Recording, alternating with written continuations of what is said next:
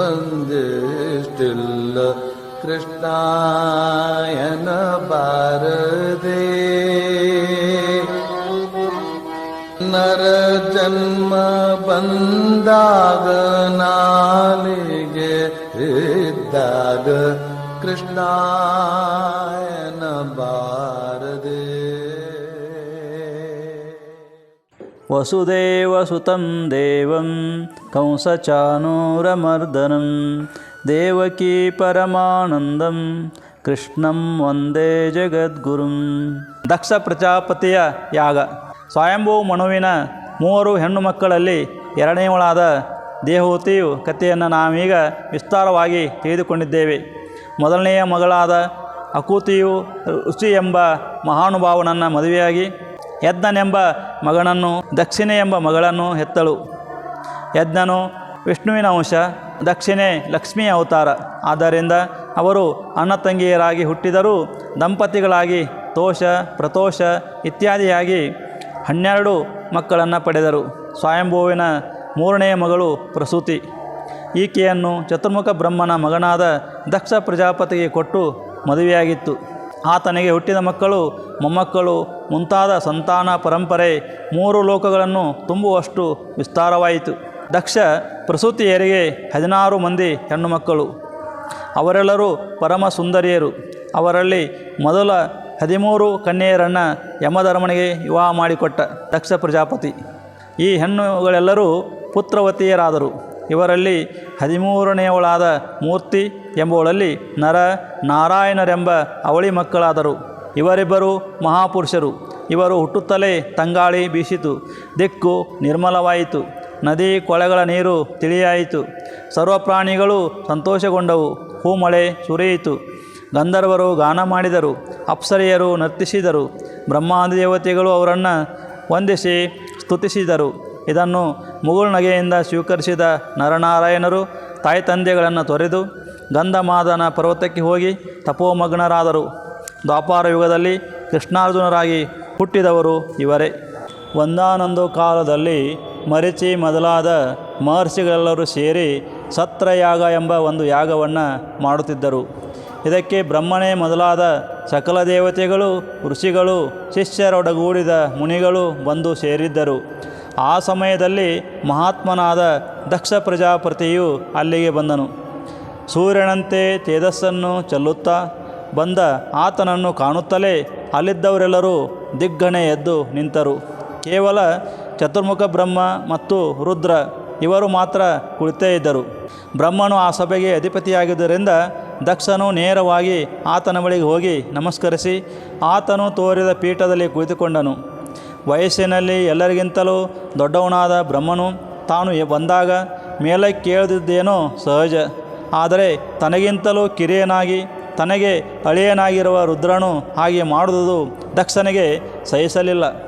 ತನ್ನ ಎದುರಿನಲ್ಲೇ ಕಾಲು ಚಾಚಿಕೊಂಡು ಕೂತಿದ್ದ ಅವನನ್ನು ಕಂಡು ದಕ್ಷನ ಕೋಪ ಕೆರಳಿತು. ಕಣ್ಣುಗಳಿಂದಲೇ ಅವನನ್ನು ಸುಟ್ಟು ಬಿಡುವಂತೆ ದುರುಗುಟ್ಟಿಕೊಂಡು ನೋಡುತ್ತಾ ಅಲ್ಲಿ ನೆರೆದಿದ್ದವರನ್ನು ಕುರಿತು, ಎಲೆ ದೇವತೆಗಳೇ, ಋಷಿಗಳೇ, ನಾನೀಗ ಹೇಳುವ ಮಾತು ದ್ವೇಷ ಅಥವಾ ಅಜ್ಞಾನದಿಂದ ಆಡುತ್ತಿರೋದಲ್ಲ. ಸಾಧುಗಳಾಗಿರುವ ನಡವಳಿಕೆಯನ್ನು ಕುರಿತು ನಾನು ಮಾತನಾಡುತ್ತಿದ್ದೇನೆ. ಈ ಮೂರ್ಖನತ್ತ ನೋಡಿರಿ. ಇವನು ಲೋಕಪಾಲಕನಂತೆ ತನ್ನ ನಡವಳಿಕೆಯಿಂದ ಆ ಹೆಸರಿಗೆ ಅವಮಾನ ಮಾಡುತ್ತಿದ್ದಾನೆ. ನಾನು ಇವನಿಗೆ ನನ್ನ ಮಗಳನ್ನು ಕೊಟ್ಟು ಮದುವೆ ಮಾಡಿದ್ದೇನೆ ಎಂದ ಮೇಲೆ ಇವನು ನನಗೆ ಶಿಷ್ಯ ಸಮಾನಲ್ಲವೇ? ನಾನು ಬಂದರೆ ಇವನು ಹೀಗೆ ನಡೆದುಕೊಳ್ಳುವುದು? ಇವನಿಗೆ ಎಷ್ಟು ಅಹಂಕಾರ! ಕಪಿಯಂತೆ ಕಣ್ಣುಳ್ಳ ಈ ಕುರುಪಿಗೆ ಜಿಂಕೆಯ ಕಣ್ಣಿನ ದಿವ್ಯ ಸುಂದರಿಯನ್ನು ಕೊಟ್ಟಿನಲ್ಲ. ಸ್ವಪಚನಿಗೆ ಶ್ರುತಿಯನ್ನು ಉಪದೇಶಿಸಿದಂತಾಯಿತು. ಈ ಪಾಪಿಗೆ ಭೂತ ಪ್ರೇತಗಳ ಪಿತಾಚಿಗಳೇ ಸಂಗಡಿಗರು. ಇವನ ವಾಸ ಸ್ಮಶಾನ. ಚಿತೆ ಬೂದೆ ಇವನ ಗಂಧ. ಹೆಣ್ಣಗಳ ಮೇಲೆ ಹಾಕಿದ ಹೂವೇ ಇವನ ಹೂಮಾಲೆ. ಎಲುಬುಗಳೇ ಆಭರಣ. ಮರುಳನಾಗಿ ಮರುಳಗ ಒಡಗೂಡಿ ಓಡಾಡುವ ಇವನಿಗೆ ಶಿವನೆಂಬ ಹೆಸರೊಂದು ಕೇಳು. ನನ್ನ ಮುದ್ದು ಮಗಳನ್ನು ಈ ಹುಚ್ಚನ ಕೈಲಿಟ್ಟು ಮೋಸ ಹೋದೆನಲ್ಲ ಎಂದು ಕಠೋರವಾಗಿ ನಿಂದಿಸಿದನು. ಆದರೇನು, ರುದ್ರನು ಪ್ರಶಾಂತ ಮೂರ್ತಿಯಾಗಿ ಮೌನಧಾರಿಯಾಗಿ ಕುಳಿತಿದ್ದನು. ಈ ಅಲಕ್ಷ್ಯವನ್ನು ಕಂಡು ದಕ್ಷನ ಕೋಪ ಪ್ರಕೋಪಕ್ಕೇರಿತು. ಆತನು ಯಜ್ಞದಲ್ಲಿ ಕೊಡುವ ಹವಿಷ್ಯನಲ್ಲಿ ಈ ರುದ್ರನಿಗೆ ಭಾಗವಿಲ್ಲದೆ ಹೋಗಲಿ ಎಂದು ಶಪಿಸಿ ಅಲ್ಲಿ ನಿಲ್ಲಲಾರದೆ ಹೊರಟು ಹೋದನು. ದಕ್ಷ ಪ್ರಜಾಪತಿಯ ಕಟು ನುಡಿಗಳನ್ನು ಶಾಂತಮೂರ್ತಿಯಾದ ಶಂಕರನು ಕಿವುಡುಗೇಳಿದನಾದರೂ ಆತನ ಕಿಂಕರನಾದ ನಂದೀಶ್ವರನು ಕಣ್ಣುಗಳಲ್ಲಿ ಕಿಡಿಗಳನ್ನು ಉದುರಿಸುತ್ತಾ, ಎಲೆ ಸಭಿಕರೇ, ಈ ದಕ್ಷನ ಅಹಂಕಾರವೆಷ್ಟು, ಇವನ ದೇಹಾಭಿಮಾನವೆಷ್ಟು, ದೇಹವೇ ತಾನೆಂದು ಭಾವಿಸಿರುವ ಈ ಅವಿವೇಕಿ ತನ್ನ ಈ ದೇಹಕ್ಕೆ ಗೌರವ ಸಲ್ಲಲಿಲ್ಲವೆಂದ ಮೇಲೆ ಶಪಿಸಿದನಲ್ಲ. ಈ ಪಾಪಿ ದೇಹಾಭಿಮಾನದಿಂದ ಸಂಸಾರ ಬಂಧನದಲ್ಲಿ ನರಳುತ್ತಿರಲಿ, ಈ ಪಾಪಿಗೆ ಕುರಿಯ ತಲೆಯುಂಟಾಗಲಿ ಎಂದು ಶಾಪವಿತ್ತನು. ಆತನ ಕೋಪ ಅಲ್ಲಿಗೆ ಶಾಂತವಾಗಲಿಲ್ಲ. ಅಲ್ಲಿದ್ದ ಬ್ರಾಹ್ಮಣ ಮುನಿಗಳನ್ನು ಕರ್ಮಠರಾದ ಪಾಷಂಡಿಗಳಾಗಲೆಂದು ಹೇಳಿ, ಇವರು ವರ್ಣಾಶ್ರಮ ಧರ್ಮಗಳನ್ನು ಬಿಟ್ಟು ದುರಾಚಾರಗಳಾಗಲಿ, ಹೊಟ್ಟೆಗಾಗಿ ವಿದ್ಯಾರ್ಜನೆ ಮಾಡಲಿ, ಈ ಲೋಕದಲ್ಲಿ ತಿರುಕರಾಗಿ ಬಾಳಲಿ, ನಶ್ವರವಾದ ಸ್ವರ್ಗ ಸುಖಕ್ಕಾಗಿ ಕರ್ಮ ಮಾಡುವವರಾಗಲಿ ಎಂದು ಶಪಿಸಿದನು. ಇದನ್ನು ಕೇಳಿ ಭೃಗುಮುನಿಗೆ ಕೋಪ ಬಂತು. ಆತ ಶೈವರನ್ನು ಪಾಷಂಡಿಗಳಾಗಿ ಕಾಪಾಲಿಗಳಾಗಲೆಂದು ಶಪಿಸಿದ. ಈ ಶಾಪ ಪ್ರತಿಶಾಪಗಳನ್ನು ಕಂಡು ರುದ್ರನಿಗೆ ಅಸಹ್ಯವಾಯಿತು. ಆತನು ತನ್ನ ಪರಿವಾರದೊಡನೆ ಅಲ್ಲಿಂದ ಹೊರಟು ಹೋದನು. ಅಲ್ಲಿ ಉಳಿದವರು ಯಾಗವನ್ನು ಮಾಡಿ ಮುಗಿಸಿದರು. ಅಲ್ಲಿಂದ ಮುಂದೆ ಅಳಿಯ ಮಾವನಲ್ಲಿ ದ್ವೇಷ ಬೆಳೆಯುತ್ತಲೇ ಹೋಯಿತು. ಹೀಗಿರುವಲ್ಲಿ ಚತುರ್ಮುಖ ಬ್ರಹ್ಮನು ದಕ್ಷ ಪ್ರಜಾಪತಿಯನ್ನು ಎಲ್ಲ ಪ್ರಜಾಪತಿಗಳ ದೊರೆಯಾಗಿ ಪಟ್ಟ ಕಟ್ಟಿದನು. ಇದರಿಂದ ದಕ್ಷನ ಗರ್ವ ಮತ್ತಷ್ಟು ತಲೆಗೇರಿತು. ಅವನು ವಾಜಪೇಯಿ ಎಂಬ ಯಾಗವನ್ನು ಮಾಡಿ ಬೃಹಸ್ಪತಿ ಎಂಬ ಮಹಾಯಾಗವನ್ನು ಕೈಕೊಂಡನು. ಆ ಯಾಗಕ್ಕೆ ಭೂಲೋಕದವರಿಗೆಲ್ಲ ಆಹ್ವಾನ ಹೋಯಿತಾದರೂ ರುದ್ರನಿಗೆ ಮಾತ್ರ ಹೋಗಲಿಲ್ಲ. ಎಲ್ಲ ದೇವತೆಗಳು, ಋಷಿಮುನಿಗಳು, ಪಿತೃಗಳು ಅತ್ಯಂತ ಸಡಗರದಿಂದ ದಿವ್ಯ ವಿಮಾನಗಳಲ್ಲಿ ಕುಳಿತು ಪ್ರಯಾಣ ಹೊರಟರು. ದೇವತಾಸ್ತ್ರೀಯರು ಹೊಸ ಬಟ್ಟೆಗಳನ್ನುಟ್ಟು ಆಭರಣಗಳನ್ನು ತೊಟ್ಟು ಕೈಲಾಸವನ್ನು ಹಾದು ಹೋಗುತ್ತಾ ದಕ್ಷ ಯಜ್ಞದ ವೈಭವವನ್ನು ಬಾಯಲ್ಲಿ ನೀರೊರುವಂತೆ ವರ್ಣಿಸುತ್ತಿದ್ದರು. ಮನೆಯ ಮುಂದುಗಡೆಯಲ್ಲಿ ಕುಳಿತಿದ್ದ ಸತೀದೇವಿಗೆ ಇದು ಕೇಳಿಸಿತು. ಗಂಡ ಹೆಂಡರು ಸರಸ ಸಲ್ಲಾಪ ಮಾಡುತ್ತಾ ಹೋಗುತ್ತಿದ್ದುದು ಕಾಣಿಸಿತು.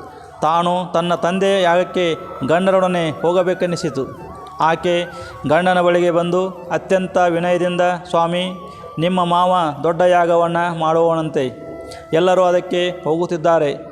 ನನ್ನ ಅಕ್ಕಂದಿರೆಲ್ಲ ತಮ್ಮ ಗಂಡಂದಿರೊಡಗೂಡಿ ಅಲ್ಲಿಗೆ ಬಂದಿರುತ್ತಾರೆ. ನಾವು ಹೋಗೋಣವೇ? ನಾನು ತವರು ಮನೆಯನ್ನು ಬಿಟ್ಟು ಬಹುದಿನಗಳಾಯಿತು. ತಾಯಿ ತಂದೆಗಳನ್ನು ಕಂಡು ಉಡುಗೊರೆಯನ್ನು ಪಡೆಯಬೇಕೆಂದು ಆಸೆಯಾಗಿದೆ. ನನ್ನ ಬಂಧು ಬಳಗದವರನ್ನೆಲ್ಲ ನೋಡುವುದಕ್ಕೆ ಇದೊಂದು ಒಳ್ಳೆಯ ಅವಕಾಶ.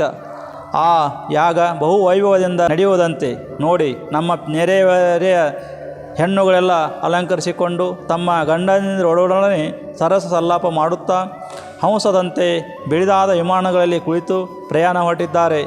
ಅವರ ಎಷ್ಟು ಸಡಗರ ಪಡುತ್ತಿರುವಾಗ ನನ್ನ ಮನಸ್ಸು ಹೇಗಿರಬಹುದು? ದಯವಿಟ್ಟು ನನ್ನ ಬೇಡಿಕೆಯನ್ನು ಈಡೇರಿಸಿಕೊಡಿ ಎಂದು ಕೇಳಿಕೊಂಡಳು. ಮಡದಿಯ ಮಾತುಗಳನ್ನು ಕೇಳಿ ರುದ್ರನಿಗೆ ಅಯ್ಯೋ ಎನಿಸಿತು. ಕರೆಯದೆ ಹೋಗುವುದು ಸರಿಯಲ್ಲ ಎಂದು ಹೇಳಿ ನೋಡಿದ. ಸತಿ ಅದಕ್ಕೆ ತಕ್ಕ ಉತ್ತರವಿತ್ತಳು. ಮಿತ್ರ, ಗುರು, ಗಂಡ, ತವರು ಈ ಮನೆಗಳಿಗೆ ಕರೆಯದಿದ್ದರೂ ಹೋಗಬೇಕಾದುದು ಅತ್ಯಗತ್ಯ. ಈ ಮಾತನ್ನು ರುದ್ರ ಅಲ್ಲಗಳೆಯಲಿಲ್ಲ. ಆದರೆ ತುಂಬಿದ ಸಭೆಯಲ್ಲಿ ಆಕೆಯ ತಂದೆ ತನ್ನನ್ನು ಅತ್ಯಂತ ಕೆಟ್ಟ ಮಾತುಗಳಿಂದ ನಿಂದಿಸುವುದನ್ನು ಆಕೆಗೆ ಜ್ಞಾಪಿಸಿದನು. ನೋಡು, ಅಂಥ ಕಿಡಿನುಡಿಗಳಿಂದ ನೋಯಿಸಿದ ಬಂಧುಗಳ ಮನೆಯಲ್ಲಿ ಕಾಲಿಡಬಾರದು. ನಿನ್ನ ತಂದೆ ತುಂಬ ಅಹಂಕಾರಿ. ಆತನಿಗೆ ತಾರತಮ್ಯ ಜ್ಞಾನವಿಲ್ಲ. ಶತ್ರುಗಳ ಬಾಣದ ಪೆಟ್ಟಿಗಿಂತಲೂ ಹೆಚ್ಚಾಗಿ ನನ್ನ ನೋಯಿಸಿದೆ. ನಿನ್ನ ತಂದೆಯ ಮಾತುಗಳು, ನಾನು ಅವನ್ನು ಎಂದಿಗೂ ಮರೆಯಲಾರೆ. ಇದು ಅಲ್ಲದೆ ಆತ ದೇಶ ಸಾಧನೆಯನ್ನು ಮುಂದುವರಿಸುತ್ತಿದ್ದಾನೆ. ಆದ್ದರಿಂದಲೇ ನಮಗೆ ಕರೆ ಬಂದಿಲ್ಲ. ನೀನು ಆತನ ಅತ್ಯಂತ ಮುದ್ದು ಮಗಳೆಂಬುದು ನಿಜವಾದರೂ ಆತ ನನ್ನನ್ನು ದ್ವೇಷಿಸುತ್ತಿರುವುದರಿಂದ ನಿನ್ನನ್ನು ಆಧರಿಸುವುದಿಲ್ಲ. ನನ್ನ ಪರಮ ದ್ವೇಷಿಯಾದ ಅವನನ್ನಾಗಲಿ ಅವನ ಕಡೆಯವರನ್ನಾಗಲಿ ನೀನು ಕಣ್ಣೆತ್ತಿ ಕೂಡ ನೋಡಬಾರದು. ಸತಿ, ನನ್ನ ಮಾತನ್ನು ಮೀರಿ ನೀನು ಹೋಗುವುದಾದರೆ ನಿನಗೆ ಮಂಗಳವಾಗುವುದಿಲ್ಲ ಎಂದು ಆಕೆಗೆ ಬುದ್ಧಿ ಹೇಳಿದನು. ಓಂ ಶಾಂತಿ ಶಾಂತಿ ಶಾಂತಿ. ಹರಿ ಓಂ ತತ್ಸತ್. ಶ್ರೀರಾಮಕೃಷ್ಣಾರ್ಪಣಮಸ್ತು.